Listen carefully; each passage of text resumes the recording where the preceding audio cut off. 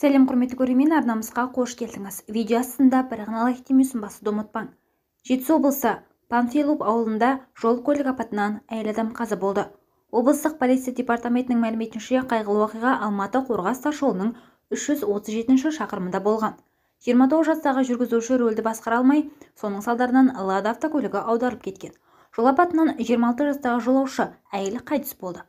Зардап шеккен жүргізуші әйел мен 2 жасар бала аудандағы ауруханаға жеткізілді делінген ПД хабарламасында. Қазіргі кезде жол апатының себебі анықталып жатыр. Іс жүзінде қажетті сараптамалар тағайындалды. Танымал әнші Димаш Құдайберген туралы шұғыл хабарлама. Димаш Құдайберген болашақ стипендиясының иегері атанды. Танымал әнші мемлекет есебінен шетелде оқу мүмкіндігін алған 178 қазақстандықтың бірі болды. Оның ішінде 93 адам ақш-тың, 47 адам Ұлыбританияның және тағы басқа жоғары оқу орындарының білім алады. Биылдан бастап болашақ бағдарламасы инженерлік техникалық мамандықтар бойынша кадрларды даярлауға басымдық береді. Біз бақылауды жалғастырыңыз.